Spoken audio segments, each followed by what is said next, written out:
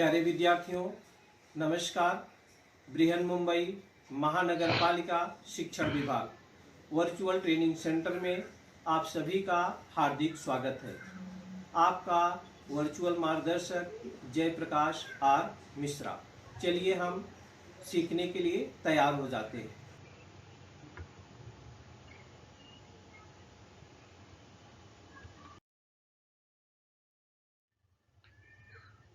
आज हम लोग कक्षा 10वीं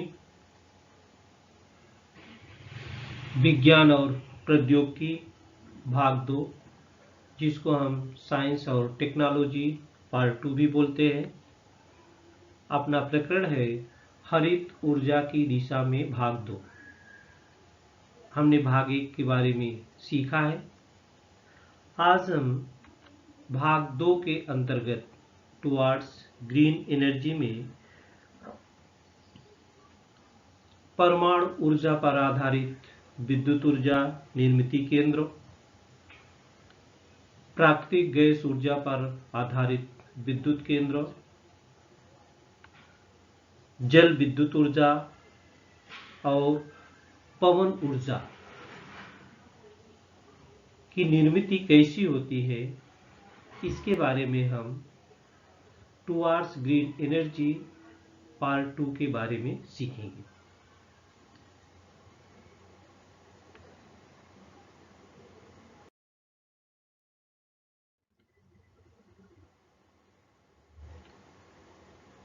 परमाणु ऊर्जा पर आधारित विद्युत ऊर्जा निर्मित केंद्र।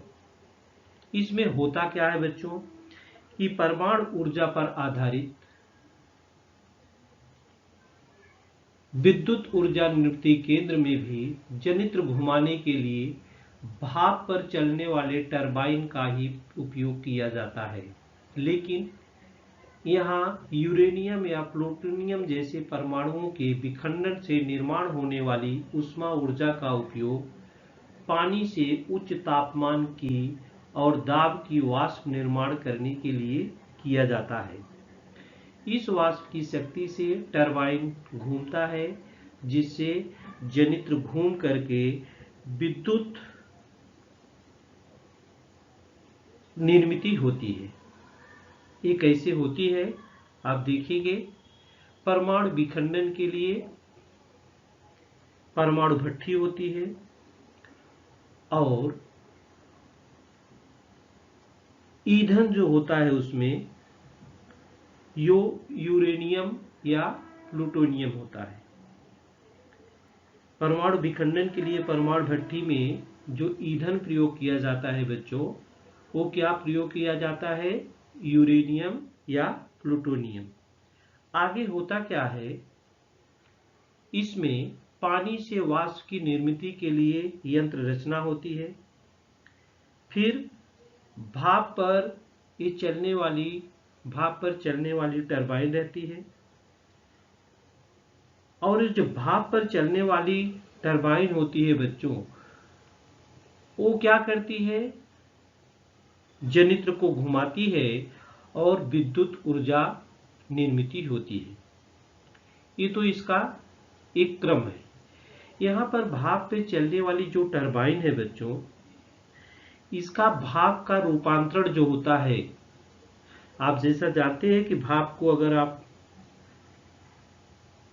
भाप को ठंडा कर देंगे तो फिर पानी में आ जाता है वो, तो फिर यंत्र रचना में पानी काम करने के लिए आ जाता है। तो इस प्रकार से ये भाप पर चलने वाली जो टरबाइन है, उस भाप को क्या करते हैं हम, थोड़ा भाप का रूपांतरण पुनः पानी में करने के लिए यंत्र रचना का उपयोग करते हैं, और इसका उपयोग हम पुनः पानी से वाष्प की निर्मित के लिए प्रयोग कर लेते हैं। इस प्रकार से ये जो भाप नुकसानदेह नहीं होती है, उसको हम फिर से उपयोग में कर लेते हैं। इस प्रकार से परमाणु ऊर्जा पर आधारित विद्युत ऊर्जा निर्मित होती है। इसकी संरचना होती है बच्चों। परमाणु ऊर्जा का रूपांतरण यहाँ पर ऊष्मीय ऊर्जा में, ऊष्मीय ऊर्जा का रूपांतरण वाष्प की गतिज ऊर्जा में, और वाष्प की गतिज ऊर्जा का रूपांतरण टरबाइन व जनित्र की गतिज ऊर्जा में, और अंत में जनित्र की गतिज ऊर्जा का रूपांतरण विद्युत ऊर्जा में होता है। ये किस प्रकार से होता है हम अगले स्लाइड पे देखेंगे।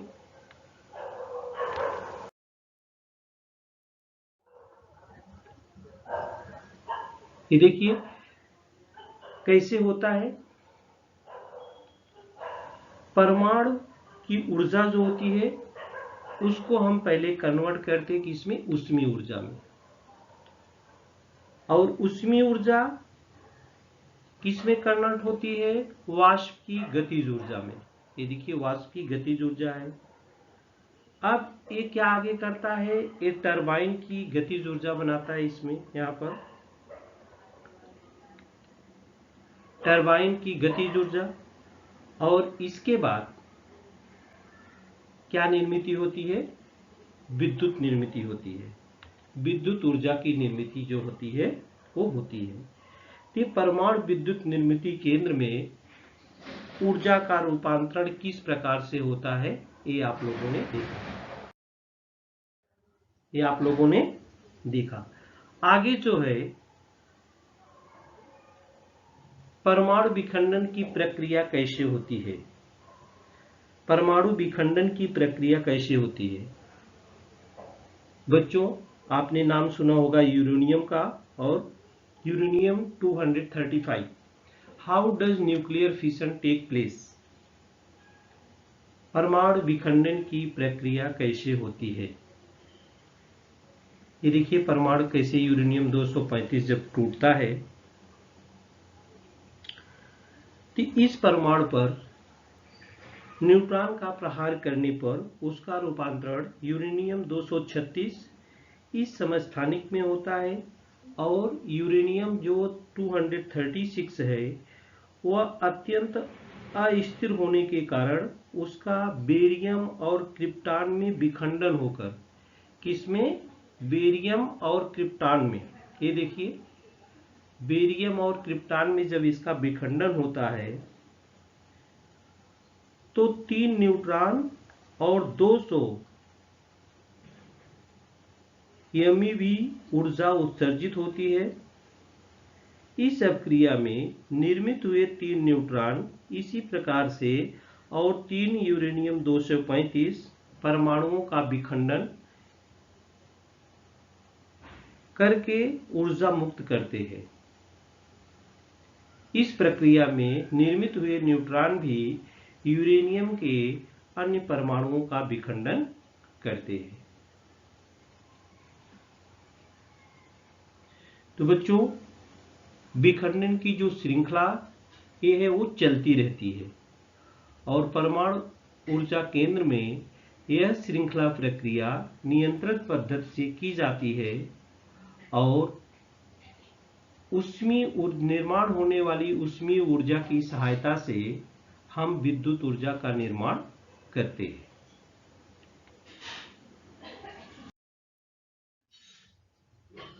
न्यूक्लियर फिशन कैसे होता है बच्चों, ये देखिए इसमें दिखाया गया है चित्र में। न्यूट्रॉन का शोषण जो है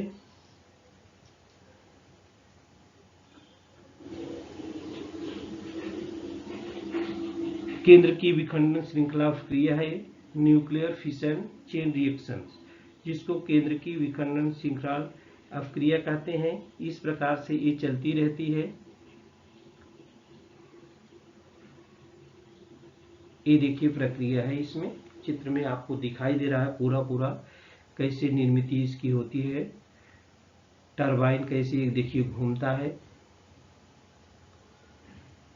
ये जो भारत के कुछ प्रमुख परमाणु विद्युतीय निर्मिती केंद्र हैं ये कहाँ कहाँ है, ये कुड़नकुलम में है, तारापुर में है, रावत भाटा में है और कैगा में है। ये 4 जगह जो हो 4 स्थानों पर परमाणु विखंडन प्रक्रिया से जो होती है विद्युत निर्मिती का निर्माण होता है। इसके बच्चों परमाणु ऊर्जा पर आधारित ये विद्युत निर्मिती केंद्र की रूपरेखा है। ये परमाणु ऊर्जा पर आधारित विद्युत निर्मिती केंद्र में कोयले जैसे खनिज ईंधन का उपयोग नहीं होता है।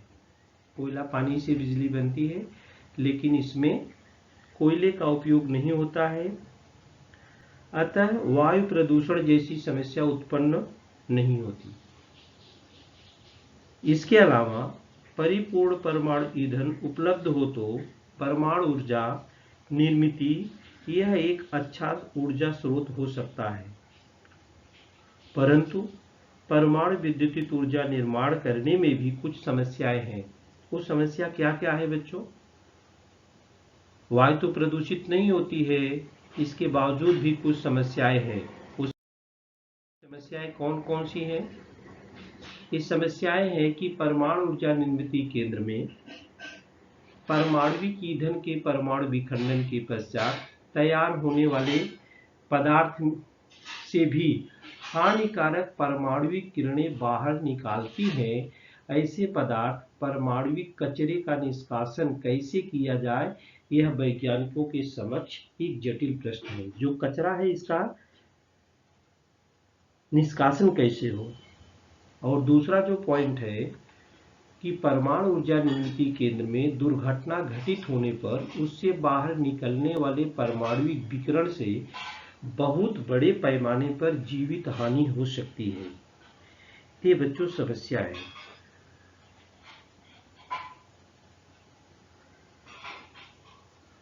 तो कोयले पर आधारित विद्युत निर्मित केंद्र और परमाणु ऊर्जा पर आधारित विद्युत निर्मित केंद्र, इनकी जो रूपरेखा होती है बच्चों, जो रचना होती है, वो सब अलग अलग होती है।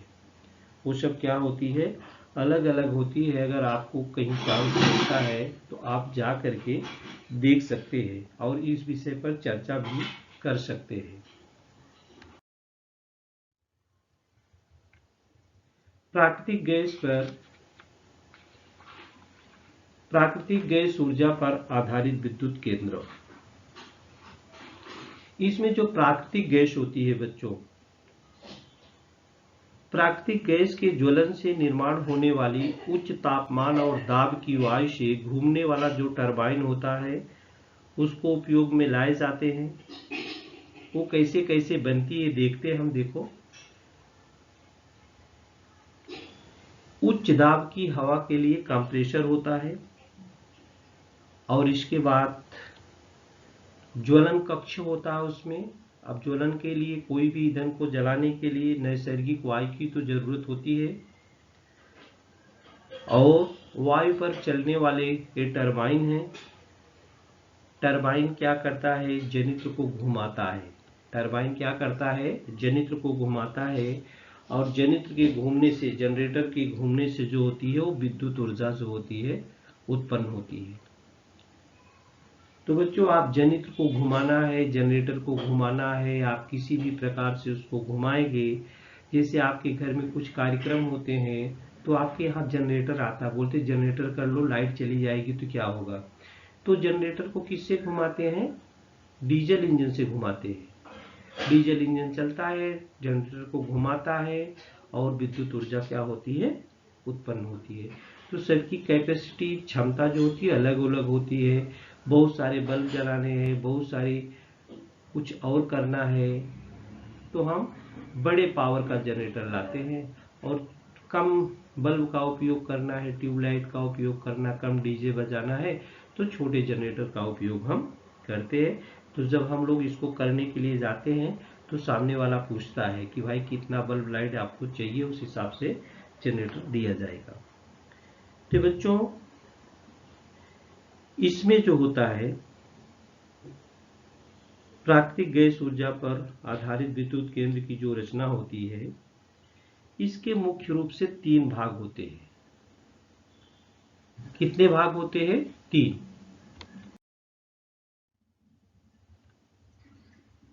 इसमें जो रूपांतरण होता है प्राकृतिक गैस की रासायनिक ऊर्जा, इसको प्राकृतिक गैस के ज्वलन से निर्माण हुई गतिज ऊर्जा में हम इसको बदलते हैं।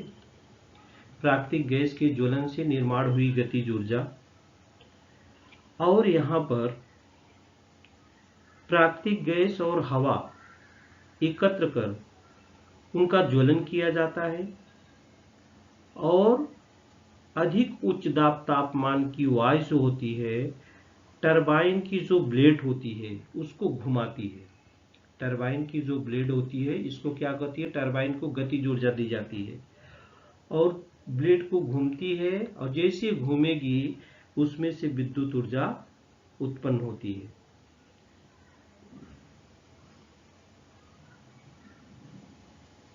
तो इस प्रकार से हम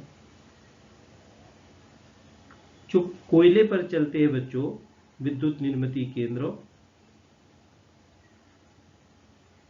उनकी अपेक्षा प्राकृतिक गैस पर चलने वाले विद्युत निर्मित केंद्र की जो क्षमता होती है वो अधिक होती है।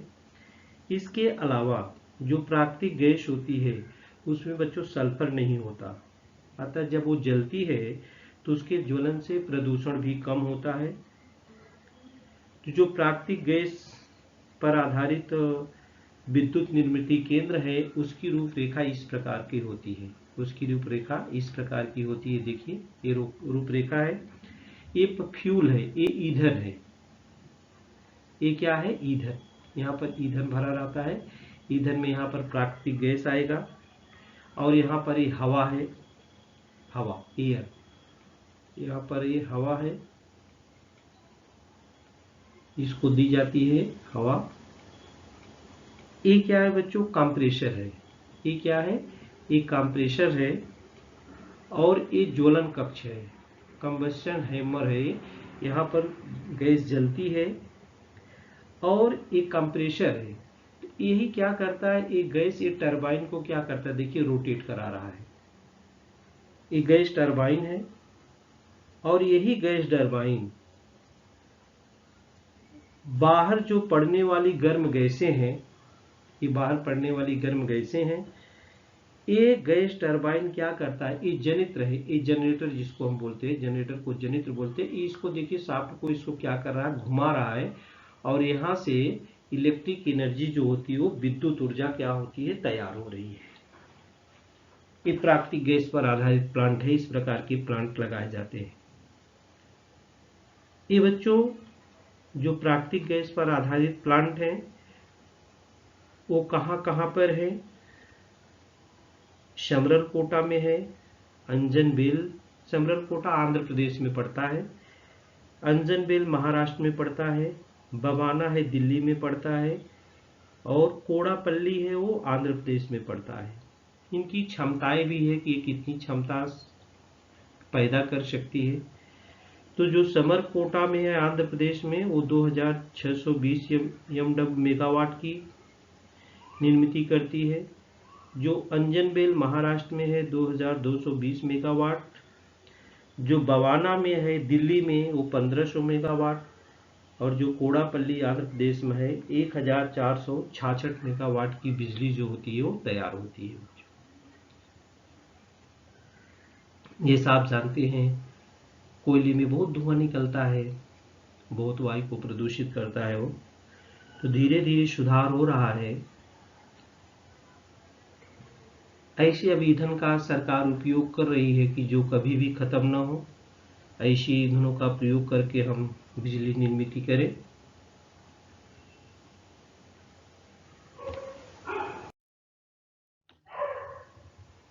भारत के कुछ प्रमुख प्राकृतिक गैस पर आधारित विद्युत निर्मित केंद्र व उनकी निर्मित क्षमता जो हमने आपको बताया, ये देखिए हमने लिखा भी है इधर।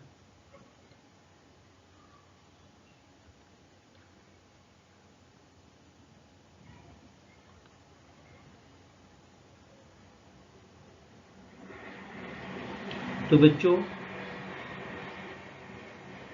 ऊर्जा निर्मित करना, ऊर्जा का उपयोग करना, ऊर्जा का उपयोग करते समय यह हमेशा ध्यान में रखें कि अपने दैनिक जीवन में ऊर्जा का उपयोग अत्यावश्यक होने पर भी वह आवश्यक उतना ही और सोच समझकर करना चाहिए। नहीं तो जो ईंधन है एक दिन खत्म हो जाएंगे और हम ऊर्जा निर्मित नहीं कर पाएंगे। इसलिए जैसे हम क्लासरूम में रहते हैं, क्लास के बाहर जाते हैं तो हम पंखा लाइट ध्यान दें, उसको बंद करके जाएं। जब आवश्यक है उसको ऑन करें, नहीं तो उसका स्विच क्या कर दें, ऑफ कर दें। विद्युत निर्मिती प्रक्रिया जो होती है उसका डायरेक्ट संबंध पर्यावरण पे पड़ता है बच्चों। डायरेक्ट संबंध पर्यावरण पर पड़ता है। आपने ईंधन देखा यहाँ पर, कोयला, प्राकृतिक गैस जैसे खनिज ईंधन या यूरेनियम। कोयला, प्राकृतिक गैस जैसे खनिज ईंधन या यूरेनियम अथवा प्लूटोनियम, यूरेनियम अथवा प्लूटोनियम जैसे परमाणविक ईंधनों का उपयोग करके दी गई विद्युत निर्मिती यह पर्यावरण स्नेही नहीं है। अर्थात इन ऊर्जा स्रोतों का उपयोग करके विद्युत निर्मिती करने से इनके उपयोग के कारण पर्यावरण पर दुष्परिणाम हो सकता है। तो पर्यावरण पर क्या क्या दुष्परिणाम हो सकता है बच्चों? कोयला या प्राकृतिक गैस, खनिज ईंधन के ज्वलन से बहुत सारी गैसें निर्मित होती हैं, हवा में मिल जाती हैं, हवा को प्रदूषित कर देती हैं। ईंधन का जब पूरा पूरा जलन नहीं हो पाता है, ज्वलन नहीं होता है, तो कार्बन मोनोऑक्साइड निर्मित होती है।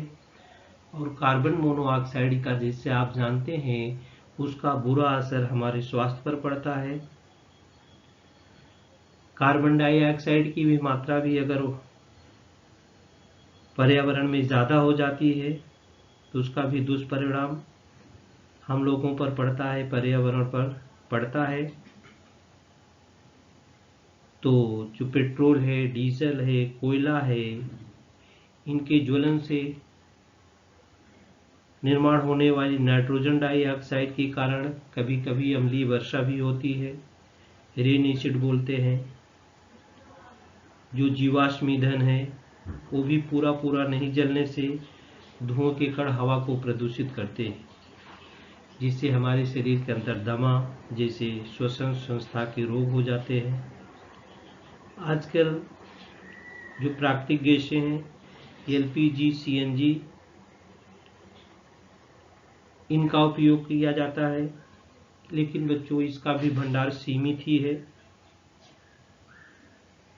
तो ऐसा कहा जाता है या माना जाता है कि जो वैश्विक भंडार है 200 से 300 वर्षों में समाप्त हो जाएगा। इसके लिए हमारे वैज्ञानिकों के, हमारे समाजसेवियों को, परिणाविदों को, सबको सोचना पड़ेगा कि आगे हम विद्युत निर्मिती कैसे करें, उसका बुरा असर हम लोगों पर न पड़े। तो बच्चों, अगर हम जल संचय करके विद्युत ऊर्जा निर्मिती करते हैं, पवन ऊर्जा द्वारा विद्युत निर्मिती करते हैं, सौर ऊर्जा द्वारा विद्युत निर्मिती करते हैं, तो जो ऊर्जा स्रोत है, जल संचय है, तेजी से बहने वाली पवन हवा है, सूर्य प्रकाश है, जैविक ईंधन है, ये कभी भी समाप्त होने वाले नहीं है। इसके अलावा इनके प्रयोग से बहुत सारी समस्याओं का निर्माण भी नहीं होता है। अतः इस प्रकार की अगर निर्मित ऊर्जा हम करेंगे तो इसको ही हम पर्यावरण स्नेही बोलते हैं। इसे ही हम हरित ऊर्जा भी कहते हैं। तो चलिए आगे हम आप लोगों को जल विद्युत ऊर्जा, हाइड्रो इलेक्ट्रिक एनर्जी, कैसे विद्युत निर्माण इसके होता है, इसके बारे में हम चर्चा करेंगे। जल विद्युत ऊर्जा, हाइड्रो इलेक्ट्रिक एनर्जी। बच्चों, आप जैसे सब लोग जाते हैं, पानी बहता है, उसमें गतिज ऊर्जा संचित होती है। स्थितिज ऊर्जा भी एक पारंपरिक स्रोत है। तो करते क्या है हम जल विद्युत ऊर्जा में? बड़े बड़े जलाशय बना दिए जाते हैं, बड़े बड़े डैम, आपने सुना है, बांध बना के पानी रोका जाता है और पानी की जो स्थितिज ऊर्जा होती है उसको गतिज ऊर्जा में रूपांतरित की जाती है और उसका उपयोग जो टरबाइन से जुड़ा हुआ जनित्र होता है उसको घुमाने के लिए किया जाता है। उसको क्या करते हैं, घुमाने के लिए किया जाता है। कि किस प्रकार से किया जाता है, ये देखिए। स्थितिज ऊर्जा पानी का जो भंडार है, डैम बना करके हम पानी रोके रहते हैं, तो उसमें स्थितिज ऊर्जा समाई रहती है। पानी द्वारा चलने वाला टरबाइन, पानी द्वारा क्या होता है, ये चलने वाला टरबाइन है। टरबाइन जो होता है, इसको पानी को ऊंचाई से हम गिराते हैं इसकी ब्लेड पर, तो ब्लेड पर गिरता है तो ब्लेड क्या होती है, घूमती है, और वो जो घूमता है तो जनित्र को भी घुमाता है, और विद्युत ऊर्जा क्या होती है, निर्माण होती है। तो ये जल विद्युत केंद्र के विविध चरण है। इस प्रकार से हम जल विद्युत ऊर्जा का निर्माण होता है। बच्चों, जल विद्युत ऊर्जा जो क्या है, जो पानी की स्थितिज ऊर्जा है, जो पानी की स्थितिज ऊर्जा है, वो पानी को क्या करते, कन्वर्ट करते गतिज ऊर्जा में। ये देखिए किस प्रकार से, देखिए पानी का डैम है, बहता हुआ पानी आ रहा है यहाँ पर। ये देखिए हाइड्रो इलेक्ट्रिक पावर दिखा रहा है आपको चित्र में, और यहाँ पर ये जनित्र को घुमाता है, यहाँ से पावर बन करके देखिए बिजली के तार के द्वारा हमारे घरों में आती है, हमारे घरों में आती है। ये कैसे आती है, पानी की स्थितिज ऊर्जा है, उसको कन्वर्ट करते हैं कि इसमें हम पानी, बहते हुए पानी की गतिज ऊर्जा, और टरबाइन की गतिज ऊर्जा होती है, जिससे विद्युत ऊर्जा का निर्माण होता है, जैसा आप चित्र में देख रहे हैं। पूरा कैसे हो रहा है, ये देखिए। ये पानी इकट्ठा किया है, डैम से बड़े बड़े डैम बनाते हैं, पानी गिर रहा है यहाँ पर नीचे से, देखिए आ रहा है कैसे, और ये टरबाइन को कैसे क्या रहा है, घुमा रहा है। यहाँ से जब टरबाइन घूमेगी, माने बिजली बनाना है, टरबाइन को, जनरेटर को किसी भी तरह से घुमाना है, तो चाहे कोयले का उपयोग करके घुमाओ, चाहे प्राकृतिक गैस का उपयोग करके कमाओ, चाहे जल का उपयोग करके करो, चाहे यूरेनियम का उपयोग करके करो, आपको उसको घुमाना है। अब आपको जिसमें सस्ता लगता है, जो प्रदूषण नहीं फैलाता है, वैसा उपयोग हमें करना चाहिए।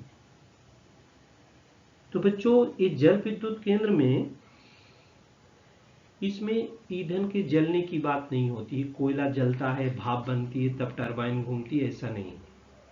तो जल विद्युत केंद्र में किसी भी प्रकार के ईंधन का ज्वलन नहीं होता। तो ज्वलन नहीं होता, तो जो ज्वलन से हानि होती है, उससे तो प्रदूषण से बच सकते हैं। परंतु आप जब बड़े बड़े डैम बनाएंगे, बड़े बड़े बांध बनाएंगे, तो जो आप पानी रोकेंगे, तो जब रुक जाएगा पानी, आगे नहीं बहेगा, तो पीछे साइड में चारों तरफ फैल जाएगा। तो उसमें जो जंगल है, जो उपजाऊ जमीन है, जो सजीव हैं, वो बहुत लोगों के ऊपर उसका भी बुरा प्रभाव पड़ता है। तो इसके कारण जल विद्युत केंद्र में भी यह पर्यावरण स्नेही नहीं है। तो कुछ न कुछ परेशानी हमेशा होती है। जल तो प्रदूषण नहीं फैलाता है, लेकिन पानी आप रोकेंगे तो नदी नाले का पानी जो होता है वो फैलेगा तो वहाँ के जो रहने वाले निवासी हैं, जो जीव जंतु हैं, सबको नुकसान पहुँचता है।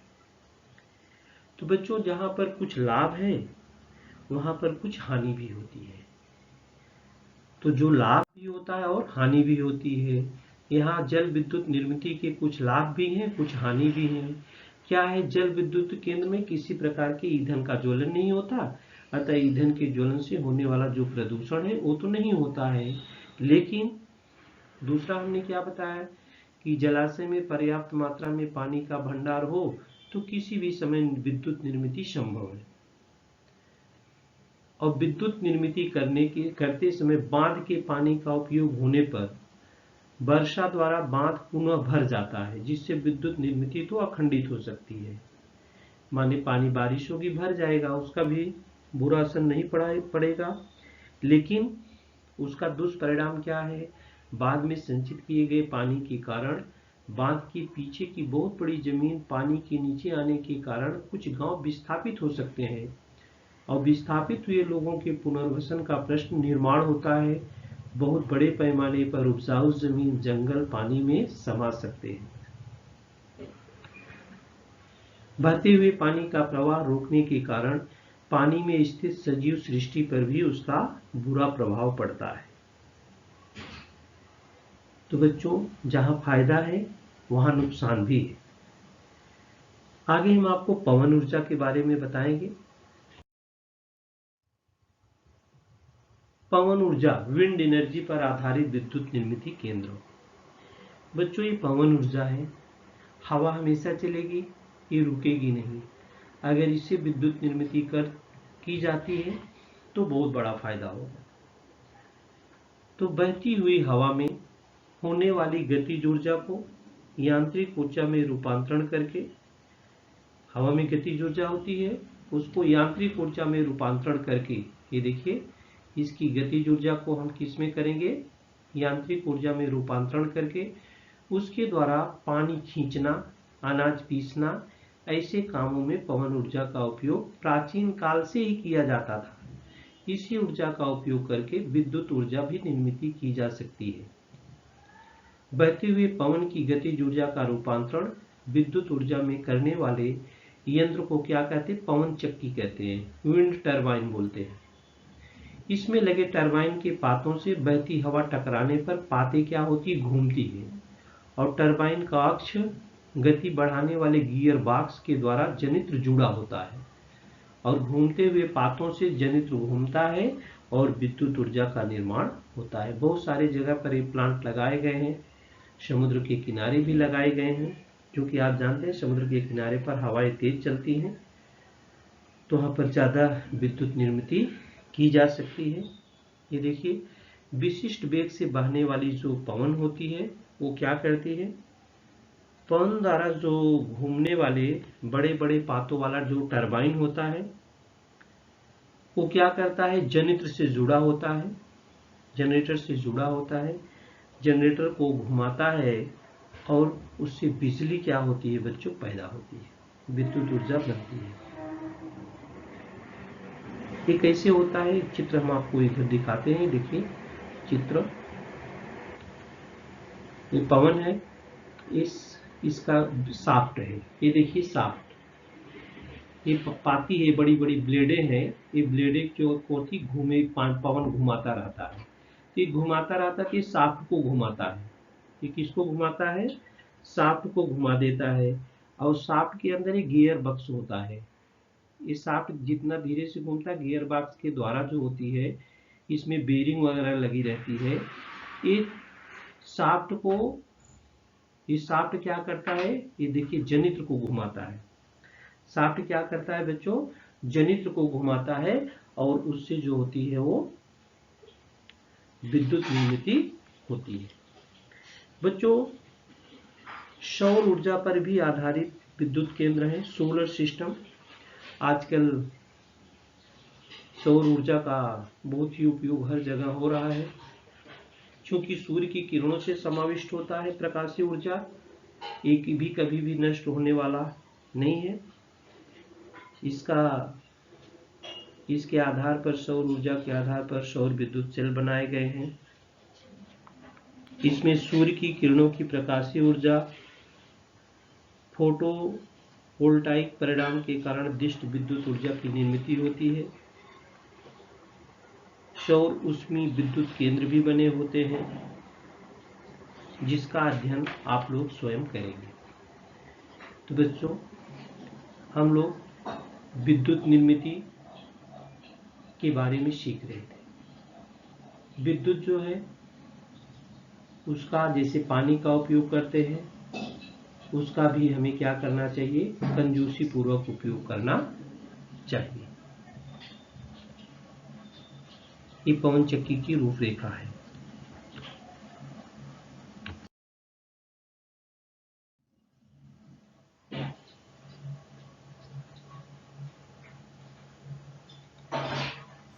प्यारे विद्यार्थियों, हमने जो आज सीखा, हमें पूर्ण विश्वास है आप उसको अच्छी तरह से सीख चुके हैं और उसका आप अच्छी तरह से अभ्यास भी करेंगे।